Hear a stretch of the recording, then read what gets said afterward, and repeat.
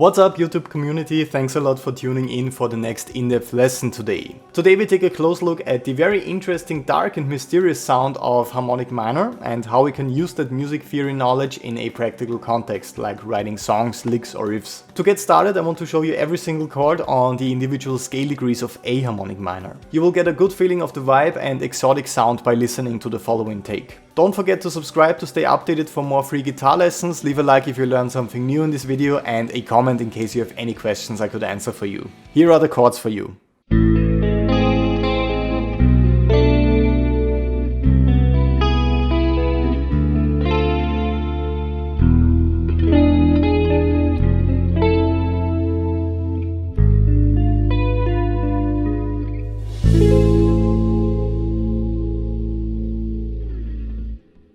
So first of all, we should discuss how these chords are constructed. A lot of my students are rock or metal players and focus on writing riffs and connecting them in order to form a song.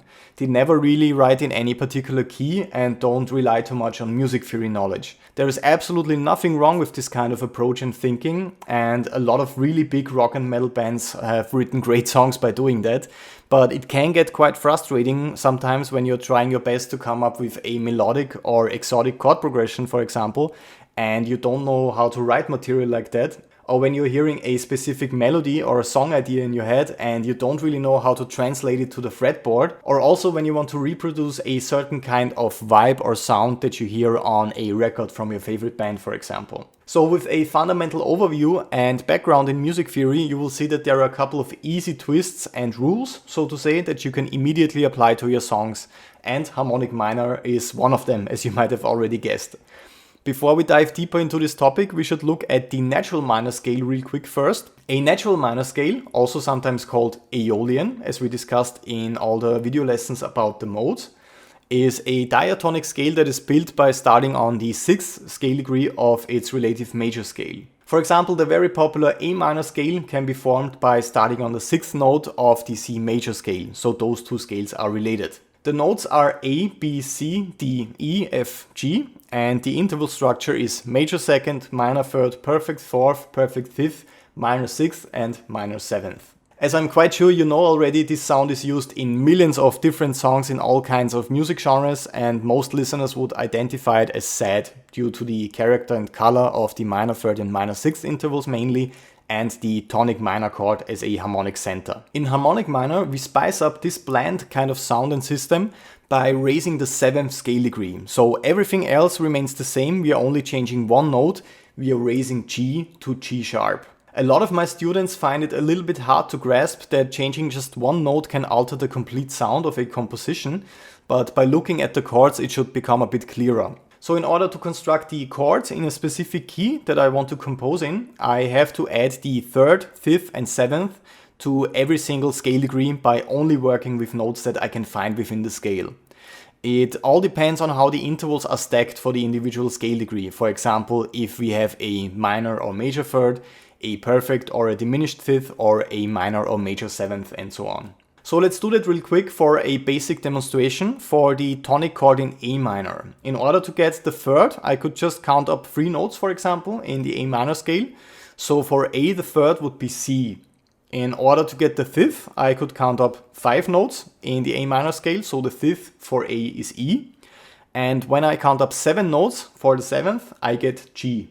Now when I analyze the intervals a little bit closer, I see that I got a minor 3rd, a perfect 5th and a minor 7th. That means we have an A minor 7th chord at the 1st scale degree in the key of A minor. Not a big surprise, I guess. Now I would have to do this process for every other scale degree in this key, and then I would have my melodic material to work with. One tiny detail that I would like to add before we continue is that I don't always count up 3, 5 or 7 notes in the scale in order to form the chords. This is just meant to make it a little bit easier to understand in the beginning now. As soon as you spend enough time on fretboard visualization exercises, you will be able to see the intervals and can form the chords easily that way by just looking at the fretboard and by knowing the scale in the positions. But again, this is a topic for a different video, I guess. As you see, we don't really run out of content here. So as you can see on screen, we get A minor 7, B minor 7 flat 5 or half diminished, C major 7, D minor 7, E minor 7, F major 7 and G7 by doing that. So these chords are all formed by just adding the 3rd, 5th and 7th to all the scale degrees by only using notes I can find within the scale. And it would sound like a decent and stable melodic context and environment when I combine them in any desired order. Some of these progressions sound better than others, and we will get to that in a different lesson focused on cadences and chord progressions. For now, this serves as the fundamental knowledge we need to do the same thing for harmonic minor. So let's finally discuss the sound of harmonic minor again. That one note that is changing here, G is turning to G sharp as we discussed, is causing a lot of changes because of its implementation in the other chords too. You can see that by comparing the chords in those two keys side by side. In harmonic minor we get A minor major 7 on the 1st scale degree, which is a very interesting sounding chord.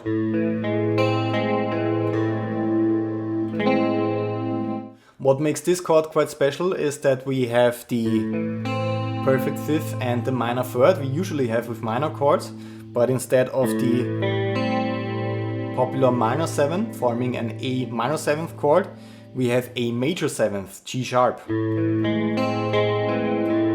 which gives it this interesting and dark color. So a lot of tension here on the 1st scale degree already, and this chord is usually the indicator too that you should use the harmonic minor scale when you are improvising, so you play the raised 7th correctly. It will sound quite terrible when you play the minor scale here, because the minor 7th in the minor scale will clash with the major 7th of the chord. If I would play the A minor scale now over the chord, and I will play G,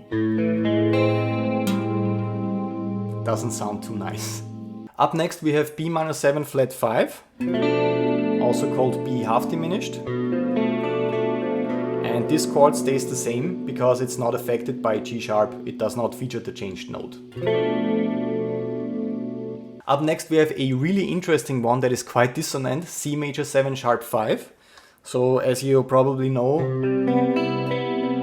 this would be a popular shape for C major 7. There we have a root, major 3rd, perfect 5th and a major 7th, resulting in this kind of floating, nice sound. But here we raise the 5th by a semitone. So this is the voicing that I chose for the short demonstration.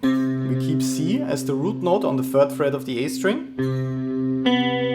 Then we have the 7th B, the major 7th, the major 3rd E, and on top, to really make it stand out, that raised 5th. Really cool sound, and when we analyze it a little bit closer, we could see it as an E major chord, E major triad, up here with C as the bass note. The next one is D minor 7, nothing changes here, because again, this one is not affected by the change we made on the 7th scale degree. But then we have another change compared to the A minor scale.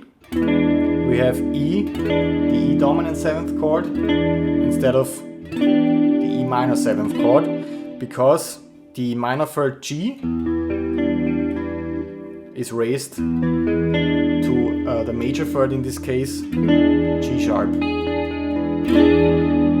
So this particular chord gives us some really nice tension if you want to resolve from the dominant to the tonic chord, and that sounds better here in harmonic minor, in my opinion, than it does in A minor. So this would be the 5-1 cadence in A minor if we don't replace the minor 7th chord at the 5th scale degree with a dominant 7th chord. E minor 7, A minor 7. Now here's the same cadence in harmonic minor. We have the E dominant 7th chord, and resolve into the minor major 7th chord, which would sound pretty nice at the ending of a song. It's a classic cliche, but my ears are not tired of it yet. So F major 7 stays the same again, and up next we have the final chord and the final change. The interesting and suspenseful G sharp diminished 7th chord. So overall, just this one raised scale degree had quite some impact, and that should make it a little bit clearer why such small changes in tonal material have such big consequences in your composition. In the end, I want to show you some popular cadences that you could use to get started writing your own harmonic minor composition. One possibility would be playing 1, 4, 5. That would be A minor major 7, D minor 7, E7, then going back to the tonic for the resolution. In this particular situation, I would prefer playing the A minor major 7th chord in this position with this kind of voicing on the 5th fret of the low E string. Then I would go to D minor 7, E dominant 7, and then resolve again, like that. Another good example would be the classic jazz cadence 2-5-1. In the key of A harmonic minor we would have B half diminished or B minor 7 flat 5 on the second scale degree. Then go to E dominant 7th, and then back to the tonic. So try to experiment a little bit with those two basic cadences in different keys and write a short song or a section in harmonic minor. You can also work with the harmonic minor scale over that, for example. The sound is quite exotic and mysterious, and I absolutely love it and actually hear it way too little out there, so I hope you can use what you learned today. I hope that this lesson today was helpful for you. Thanks a lot for tuning in. If you want to learn more about music theory and how to apply all this kind of knowledge in a practical context, please make sure to check out my online course 10 Steps to Modern Shredding. We go very deep into all kinds of really cool and exotic sounds there. Make sure to subscribe to stay updated for more free guitar lessons, leave a like if you learned something today, and a comment if I can help you out with any kind of questions. I hope to see you in the next video. All the best and have fun shredding until then.